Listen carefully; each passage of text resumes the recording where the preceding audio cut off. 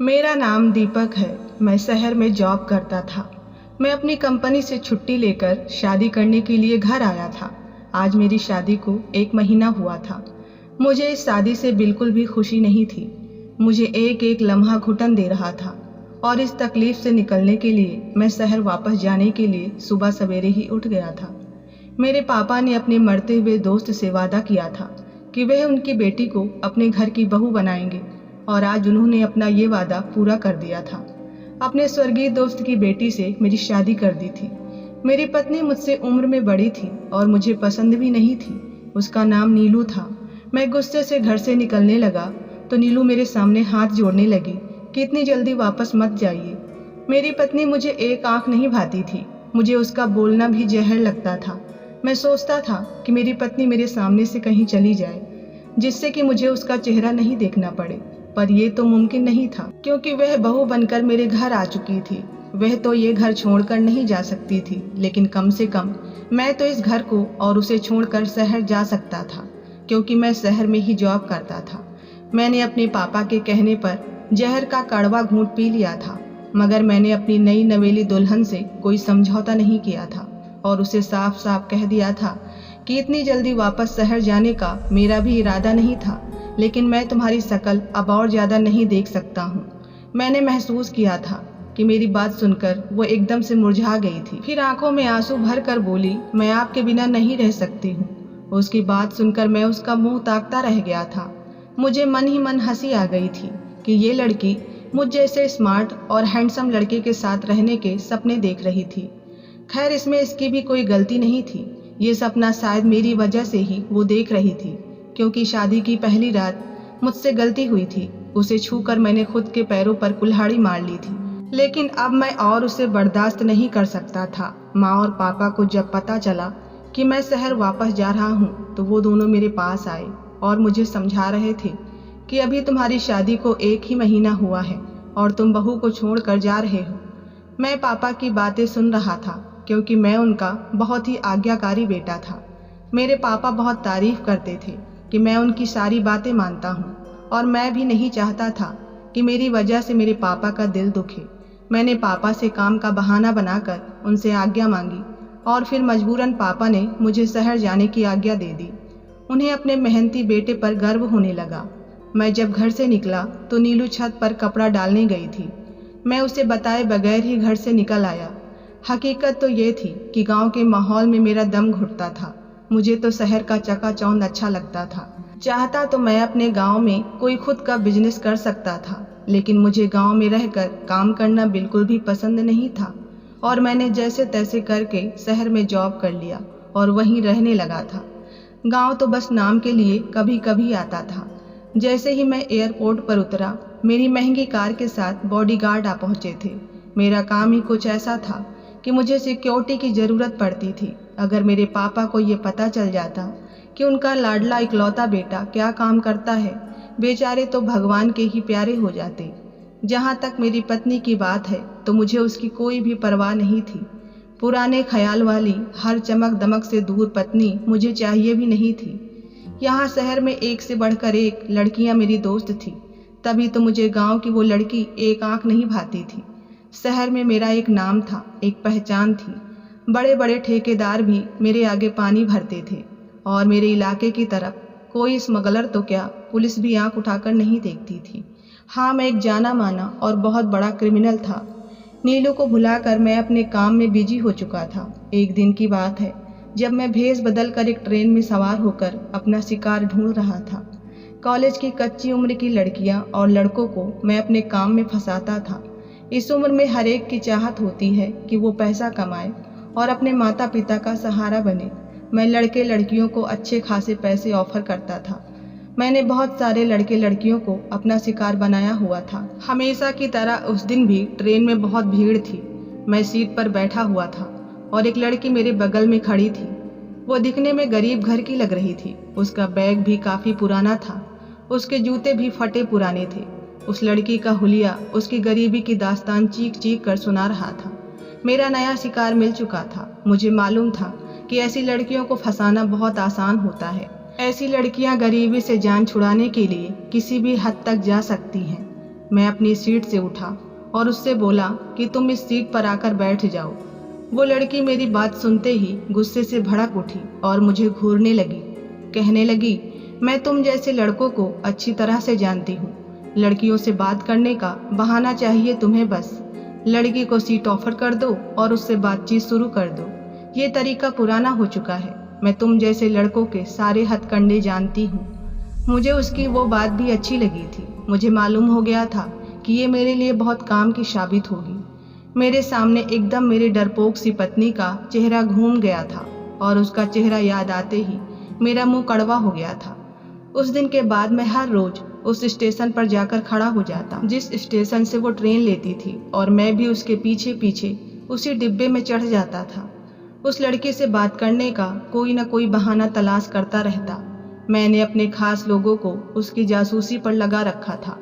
अगले ही दिन मुझे उसकी पूरी जानकारी मिल चुकी थी। वो बहुत ही गरीब परिवार से थी। उसका एक ही कमरे का मकान था। वो अपने बूढ़े माँ बाप की इकलौती बेटी थी। उस लड़की का नाम निधि था। उसके कॉलेज का भी पता लगवा लिया था। फिर मैं कुछ दिन अपने काम में ज़्यादा बिजी हो गया और निधि के साथ ट्रेन में नहीं गया। फिर मुझे कुछ खाली खाली सा महसूस होने लगा था और मैं अपनी इस हालत से बेखबर था। एक दिन मैं उसके कॉलेज गया और उसकी सहेली से कह दिया कि निधि के पल पल की रिपोर्ट मुझे चाहिए। पहले तो उसकी सहेली नहीं मान रही थी, लेकिन उसकी अकड़ मेरे साथ खड़े बड़ी बड़ी मूंछों वाले बॉडीगार्ड को देखकर ही खत्म हो गया था। फिर उस लड़की ने मुझसे मेरा नंबर लिया।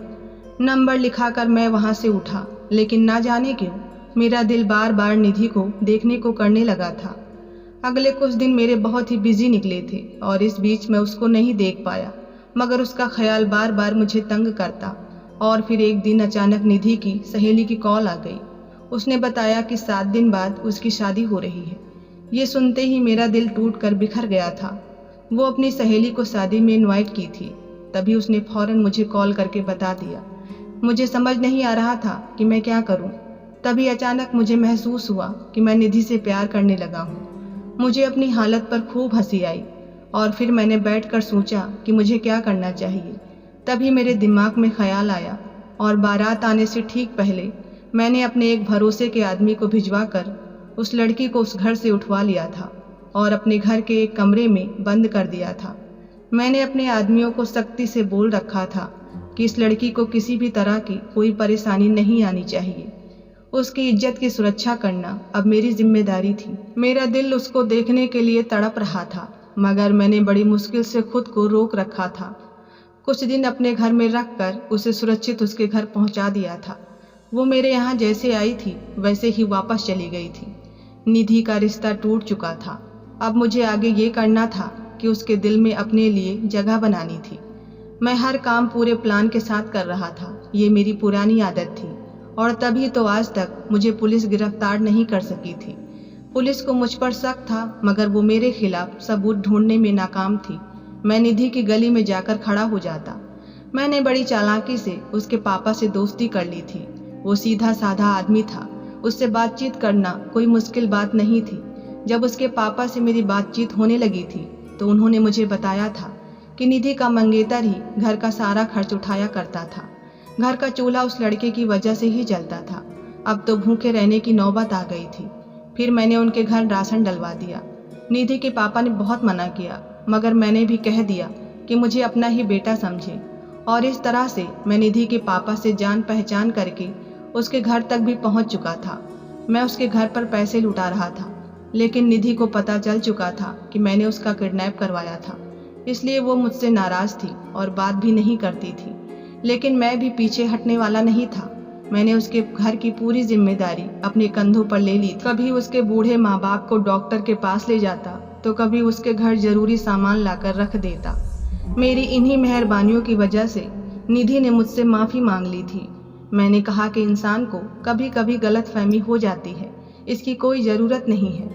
उस दिन के बाद मैं जब भी उसके घर जाता तो वो खुद मेरे लिए अपने हाथों से चाय बना कर लाती। इस तरह धीरे धीरे हम दोनों में दोस्ती हो गई थी। कभी कभी हम घूमने के लिए बाहर चले जाया करते थे। कभी महंगे होटलों में भी उसे खाना खिला देता था और साथ में मूवी भी देखते थे और उसे खूब सारी शॉपिंग भी कराता था। और ऐसा करने पर मुझे बिल्कुल भी अफसोस नहीं होता था, क्योंकि ये सब करने से मेरे दिल को बहुत ही सुकून मिलता था। निधि की सुंदरता का मैं दीवाना हो चुका था। मेरे द्वारा दिए गए महंगे कपड़े और ज्वेलरी से उसकी सुंदरता और भी ज़्यादा निखर गई थी। निधि का झुकाव भी मेरी तरफ ही था। छुपे शब्दों में मैं उसे अपनी मोहब्बत का इजहार भी कर चुका था। और वह दिन मेरी ज़िंदगी का सबसे खूबसूरत दिन था, जब मैंने उसके पापा से उसका रिश्ता मांगा था। और पापा को भी इस रिश्ते से कोई इनकार नहीं था, बल्कि वे तो खुशी से पागल हो गए थे। मगर ना जाने कहाँ से उसको मेरी पहली शादी की खबर हो गई, जबकि मैंने आज तक उसे नीलू के बारे में नहीं बताया था। वो सारा दिन रोती रही। उसके आंसू देखकर मेरा तो कलेजा फटा जा रहा था। मैंने उसे हर तरह से विश्वास दिलाया कि वो हमारे रास्ते का कांटा नहीं बनेगी, क्योंकि मैं तो उसको देखना भी पसंद नहीं करता था। और वो सीधी सादी लड़की है, वो गांव में ही रहेगी और हम शहर में रहेंगे। मगर निधि किसी भी तरह नहीं मानी और फिर उसने शर्त रख दी कि मैं जब तक नीलू को तलाक नहीं दूंगा वो मुझसे शादी नहीं करेगी। मैंने उसे बताया कि मैं उसको नहीं छोड़ सकता, क्योंकि अगर उसको छोड़ दिया तो मेरे मम्मी पापा मर जाएंगे। तो निधि ने कहा कि फिर तुम कुछ ऐसा करो कि वो खुद छोड़कर भाग जाए। मुझे उसकी बात पसंद आई। मजबूरन मुझे शहर से सब कुछ छोड़कर दोबारा गांव जाना पड़ा। मम्मी पापा और नीलू मेरे गांव आने पर बहुत खुश थे, लेकिन मेरा रवैया नीलू के साथ बहुत ही कठोर था। बात बात पर मैं उसको जलील करता, उसे ताने देता, मगर वे मेरी किसी भी बात का जवाब नहीं देती थी, बस खामोशी से आंसू बहाती रहती थी। उसकी शक्ल मुझे और ज़्यादा गुस्सा दिलाता था। मैं उसको पकड़कर शीशे के सामने खड़ा कर देता और उससे पूछता, बताओ तुम्हारा और मेरा कहाँ पर मेल मिलता है? तुम काली अंधेरी रात हो और मैं उजला सवेरा। उसकी आंखों में आंसू भर जाते थे और वो मुझे एकटक देखने लगती थी। उसके आंसुओं से पल भर के लिए मुझ पर कुछ असर होता था, मगर मैं अपने दिल का क्या करता। मैं तो किसी और के इश्क में पागल हो चुका था। मैंने नीलू के साथ बहुत ही बुरा बर्ताव करना शुरू कर दिया था और अब तो नौबत मारपीट पर आ गई थी। मैंने हाथ भी उठाना शुरू कर दिया था। मेरी इतनी बेदर्दी के बाद भी वो एक शब्द भी नहीं कहा करती थी। मैं जितना उससे दूर भागता वो उतना ही मुझ पर मरती थी। मेरी जिंदगी में अगर निधि ना होती तो शायद अब तक मैं नीलू की अच्छाइयों का दीवाना बन चुका होता, मगर अब मैं उससे जान छुड़वाना चाहता था, तो उसकी ये हरकतें मुझे और भी ज़्यादा गुस्सा दिलाती थी। मैं जल्द से जल्द निधि के पास जाना चाहता था। उसकी खूबसूरत प्यारी सी सूरत मुझे याद आती थी। गांव आए हुए मुझे 2 महीना हो चुका था और इससे मेरे कारोबार पर बहुत बुरा असर पड़ा था। मैं निधि के साथ मोबाइल पर बराबर कांटेक्ट में रहता था। मैं उसे समझाता था कि थोड़ा सब्र कर लो और सारे हालात बताता रहता था। ये भी बताता कि नीलू किसी भी तरह मुझसे रिश्ता ख़त्म नहीं करेगी। वो मेरी मार पिटाई सब सहती रहती है। फिर निधि ने मुझे एक ऐसा आइडिया दिया जिसे सुनकर मेरा दिल दहल गया। उसने मुझे कहा कि तुम अपनी पत्नी को जहर दे दो। एक पल के लिए मेरा दिल डूब गया था, मगर इसके सिवा मेरे पास कोई दूसरा चारा भी नहीं था। मैंने कहा ठीक है, ये खुशखबरी मैं तुम्हें जल्दी ही सुनाऊंगा। और ये कहकर मैंने फ़ोन रख दिया। सुबह हो चुकी थी। रात को जब मैं सो रहा था और अचानक से मेरी नींद खुली तो नीलू बेड पर नहीं थी। मैंने उठकर घर में ढूंढा, मगर वो कहीं नज़र नहीं आई। फिर मैं छत पर गया तो वो उधर ही बैठी हुई थी। उसके गालों पर आंसू बह रहे थे। उस समय मैंने बड़े ही प्यार से बातें की थी और पूछा क्या हुआ। मेरे पूछने पर वह बस हल्का मुस्कुरा दी थी। मैंने कहा मैं बहुत बुरा हूँ ना। मेरे शब्दों में बनावटी मोहब्बत भरी हुई थी। उसने कहा मैं जब आपकी तरफ देखती हूँ तो मेरा दिल बहुत दुखता है। आप जैसे हैंडसम और स्मार्ट लड़के को मुझ जैसी काली और गंवार पत्नी मिली है। आप कहाँ बुरे हैं, बुरी तो मैं हूँ। वह दिल की बहुत साफ लड़की थी। मैंने उसके आंसू पोंछते हुए कहा अच्छा ये सब छोड़ो, आज गर्मी बहुत है, कोल्ड ड्रिंक में क्या पीना पसंद करूँगी। नीचे आकर मैं कोल्ड ड्रिंक लाने चला गया। वापस आते समय कोल्ड ड्रिंक में मैंने जहर मिला दिया।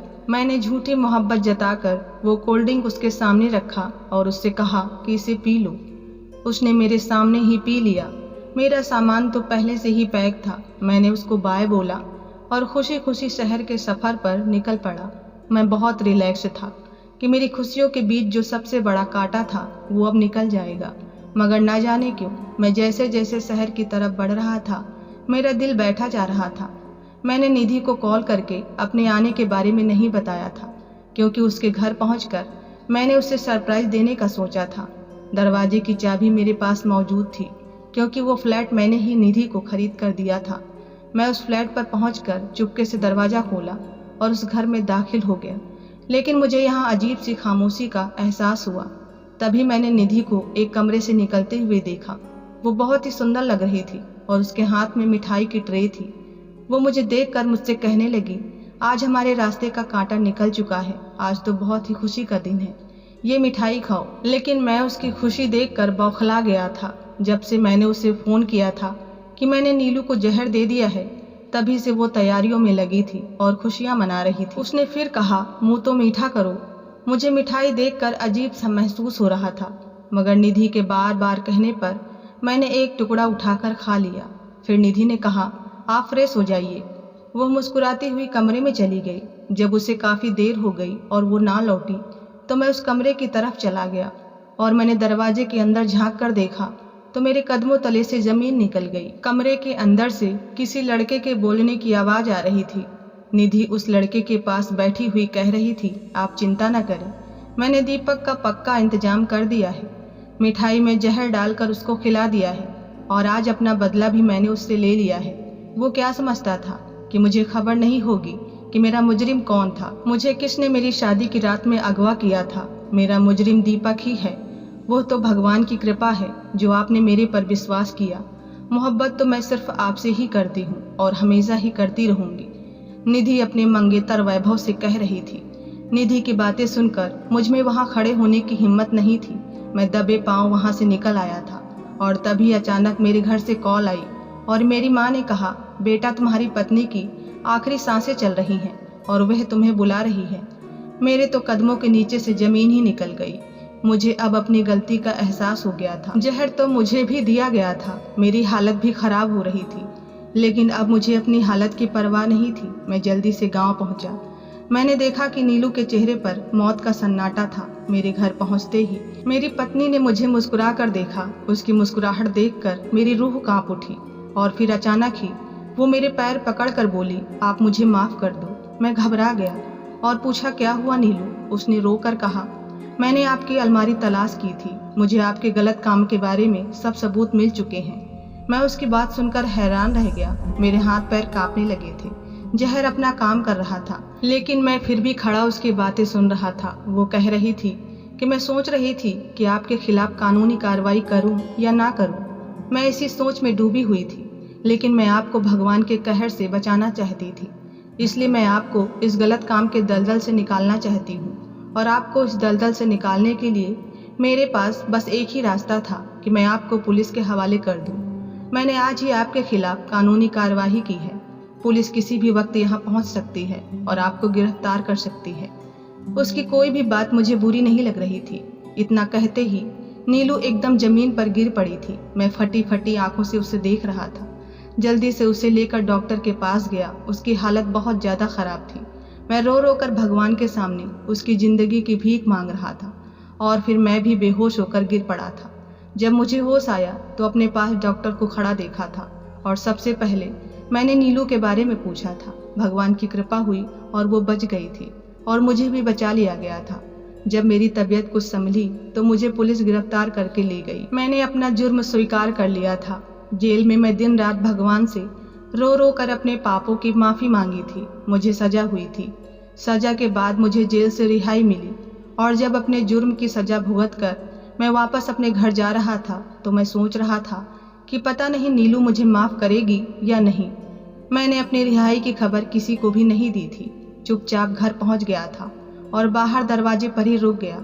घर के अंदर से नीलू की बहुत ही प्यारी सी आवाज़ आ रही थी। वो मेरी माँ से कह रही थी, माँ जी, आपके बेटे बहुत ही बहादुर हैं, कभी भी अपने बेटे को किसी से कम मत आंकिए।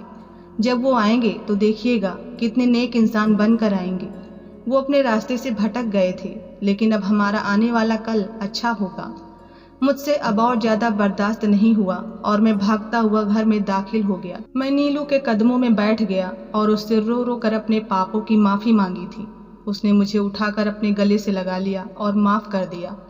मैं अपने माँ पापा से लिपट गया और पापा से कहने लगा कि अगर आज मैं एक अच्छा इंसान बना हूँ तो वो सिर्फ और सिर्फ आपकी वजह से, क्योंकि आपने मेरे लिए इतनी अच्छी हमसफ़र ढूंढी थी। अब मुझे नीलू की सांवली रंगत चांदनी जैसी मालूम हो रही थी। इंसान जब निराश होता है तो बड़ों के आशीर्वाद से जीवन में खुशियों के रंग भर जाते हैं। मैंने गांव में ही एक छोटी सी दुकान खोल ली है और अब नीलू के साथ खुशीपूर्वक जीवन बिता रहा हूँ। आपको ये कहानी कैसी लगी कमेंट में ज़रूर बताएं। पसंद आई हो तो वीडियो को लाइक करें और शेयर करें। धन्यवाद।